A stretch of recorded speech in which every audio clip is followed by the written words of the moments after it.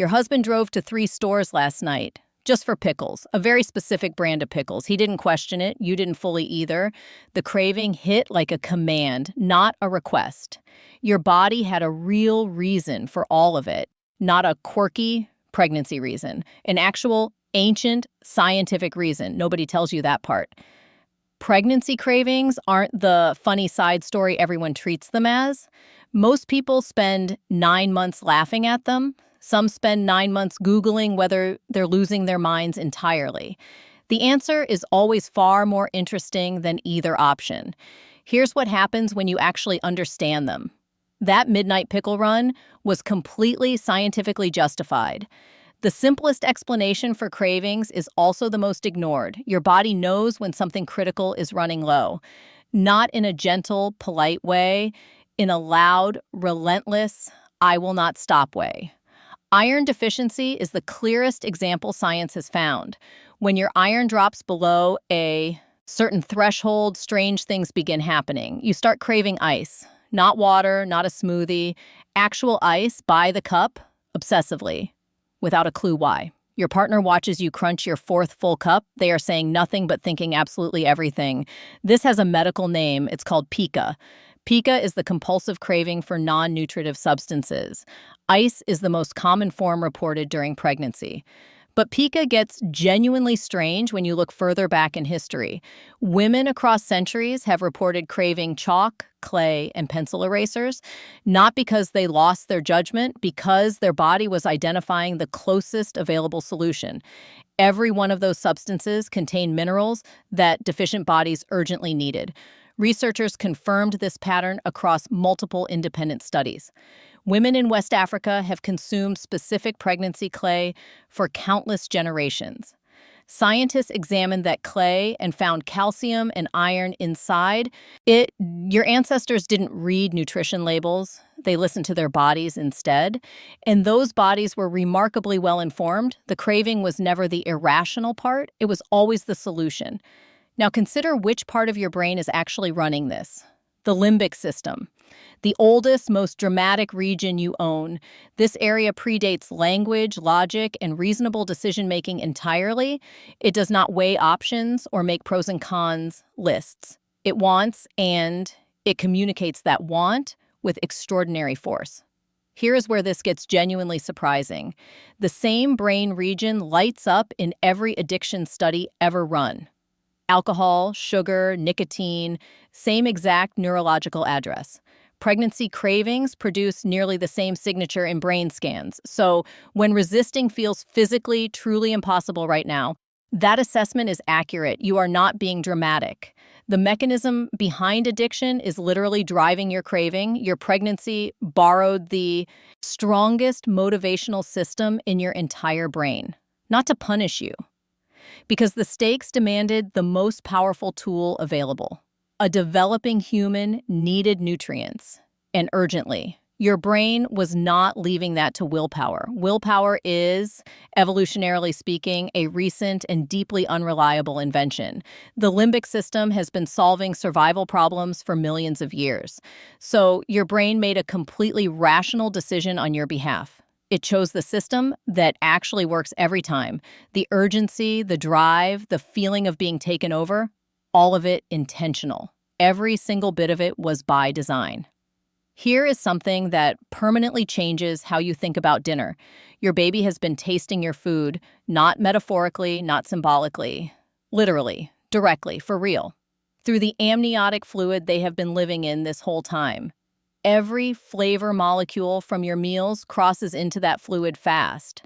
Your baby swallows hundreds of milliliters of it every single day. They are in there forming opinions before they have a face to make them with. Researchers gave pregnant women garlic capsules and then tested the fluid. The fluid smelled like garlic. Those babies later showed a measurable preference for garlic-flavored foods. The same pattern appeared with carrot juice, anise, and vanilla. So when you finish an entire jar of pickles at midnight, consider this. Your baby is in there tasting those pickles alongside you. They are filing pickles under familiar and completely safe. The foods you crave right now are writing their flavor autobiography. before any high chair, before any conscious food choice is ever made by them. If you've been eating aggressively spiced food this whole pregnancy, congratulations. You may have just created a future hot sauce enthusiast. You are not just feeding yourself, you are shaping a small human's entire relationship with flavor that is either deeply meaningful or mildly terrifying. Probably both, depending on the day. Now for the most universally relatable pregnancy experience of all time. The great coffee betrayal. She used to need coffee like she needed oxygen. Strong, black, non-negotiable every single morning. Then pregnancy arrived and coffee became something else entirely. The same mug she loved now sends her fleeing the room at speed. She moved the coffee maker into the garage. Her partner thought this was genuinely unhinged behavior. They said nothing about it. Weeks of total coffee repulsion slowly passed. Then something shifted quietly in the second trimester. The craving came back, soft at first, then deeply insistent. Scientists puzzled over this exact reversal for years. Then a theory emerged from the research. Coffee contains compounds that interact with folate and specific B vitamins. In the earliest weeks, the fetus is at its most fragile point, so your body made coffee viscerally, completely revolting. No negotiation, no gentle nudge, full sensory rejection immediately and without apology. Then the fetus cleared that critical developmental window entirely. The suppression lifted silently without notifying you at all. One morning, coffee smelled like a solution again. Your body didn't change its mind randomly. Your body pushed a silent system update while you slept, running background corrections while you were just trying to survive the first trimester. That is not inconsistency. That is precision most technology cannot match. Here is the part that completely dismantles the pure biology argument. If cravings were entirely biological, they'd be universal. Same chemistry everywhere, same cravings everywhere. But that is not close to what the data actually shows. In the United States, sweet foods dominate pregnancy cravings entirely. Chocolate, ice cream, candy, the full American comfort lineup. In Japan, the pattern flips. Women there report savory and fermented cravings far more often. Miso, pickled vegetables, cold noodles. Comfort looks completely different there. In West Africa, cravings for mineral-rich soil persist consistently across generations. In India, sour and intensely spiced foods dominate the documented patterns. Same biology. Completely different cravings, replicated across multiple independent studies worldwide. They map almost exactly onto what each culture defines as comfort food. Your brain doesn't just scan your blood for deficiencies and place an order. It also opens a memory file labeled safe, warm, and okay. That file was written by your mother's kitchen, by your grandmother's recipes and her specific stove, by your earliest associations with being completely cared for. That weirdly specific, personal, inexplicable craving finally makes complete sense. Biology writes the first draft, memory edits it significantly, culture approves the final version. Somewhere in that collaboration, you're standing at the kitchen counter at 1 a.m., not out of control. Just thoroughly, completely, ancestrally human. Cravings have a shadow side that nobody discusses nearly enough. Aversions, the foods you suddenly cannot be anywhere near. Not even slightly random. Look at what pregnant women most commonly find unbearable. Meat, poultry, raw fish, and eggs. Every single one shares a defining characteristic. They are the foods most likely to carry harmful bacteria and pathogens. During pregnancy, your immune system is deliberately suppressed, not a malfunction in an intentional, necessary design choice. That suppression stops your body from attacking the fetus as foreign tissue, but it leaves you far more vulnerable to foodborne illness than usual, more vulnerable than at almost any other point in your adult life. So your body developed an ancient practical solution. It made those foods smell actively, physically threatening.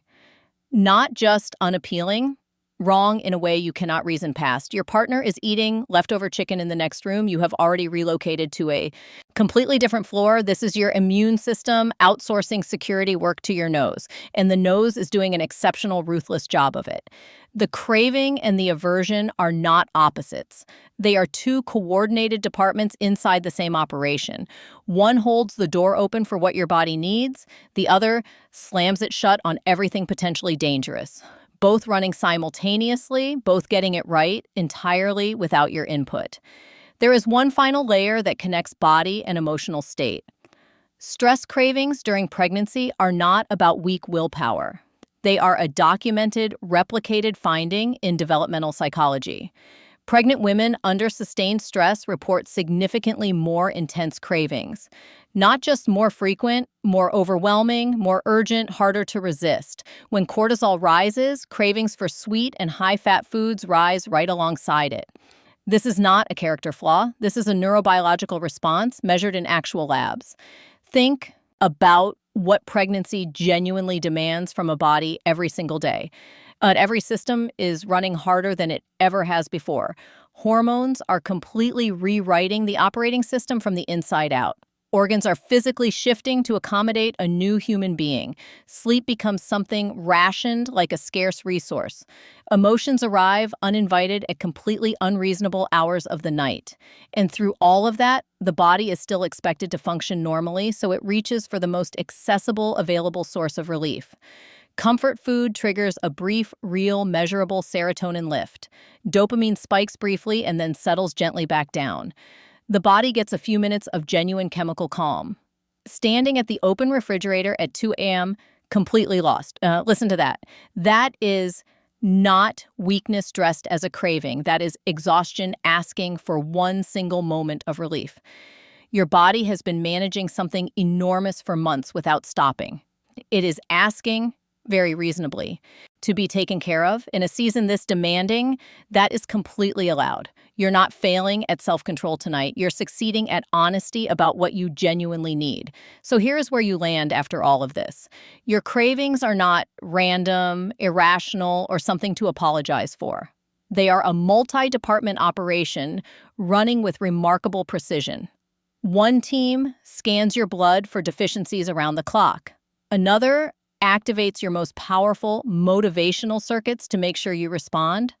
A third consults your personal memory archive for what comfort actually means to you.